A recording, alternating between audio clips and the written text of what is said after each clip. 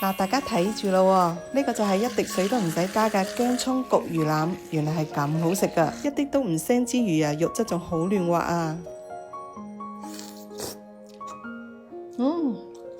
好滑啊，好好味啊！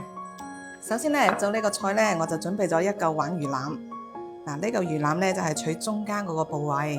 如果你買唔到呢種成條嘅話咧，你都可以買大條嗰啲一邊嗰種啊。嗰啲都得㗎，跟住咧，我哋就將呢啲魚翅剪開佢。嗱，我哋喺魚骨嘅兩邊開返2刀。嗱，我哋再慢慢拉深少少，但就唔好切斷喎。嗱，見唔見到呢啲黑膜啊？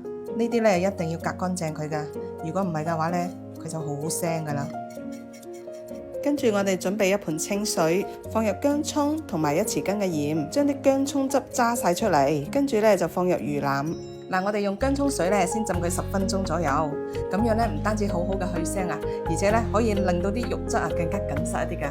嗱，我哋咧而家先將佢擺喺一邊先，跟住落嚟咧就整翻個豉汁醬。跟住咧我哋就準備有薑、葱、蒜呢啲全部都剁碎咗嘅。嗱，呢個陳皮咧我係提前浸發好咗㗎啦。咁跟住落嚟咧，我哋就將佢切成粒，先將表面呢一層白色嘅將佢刮低落嚟，因為咧呢啲會帶少少苦澀味嘅。隔乾淨咗之後咧，我哋就切成小粒，再放入薑葱蒜嗰度。嗱，跟住落嚟咧就係加入呢個萬能百搭嘅豉汁醬啦。嗱，睇過娟姐視頻嘅朋友咧都知道啦，娟姐已經用佢嚟分享過好多道菜啦。特別係我哋廣東啊，因為咧豉汁醬咧佢係可以做好多種菜嘅。同魚啊、肉啊呢啲都特別夾嘅，所以咧非常之符合我哋廣東嘅口味。而且咧佢嘅出產地係喺陽江，咁陽江咧出產豆豉係好出名㗎，所以咧佢嘅豆豉醬都特別正宗一啲㗎。佢嘅配料表咧乾乾淨淨，就係得呢啲嘢嘅啫。就算屋企有老人家、小朋友都食得放心。我哋只需要放入大概係2匙羹左右啦，跟住用熱油激發出香味。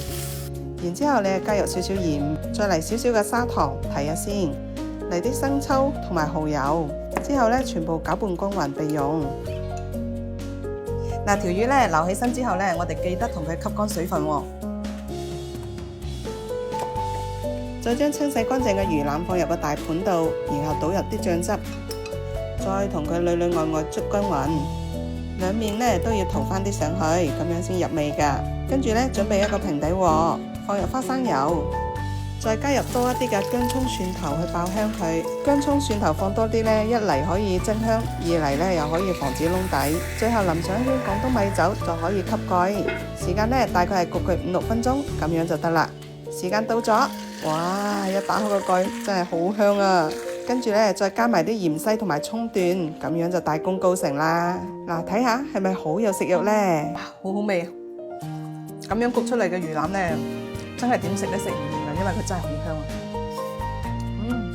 好好味。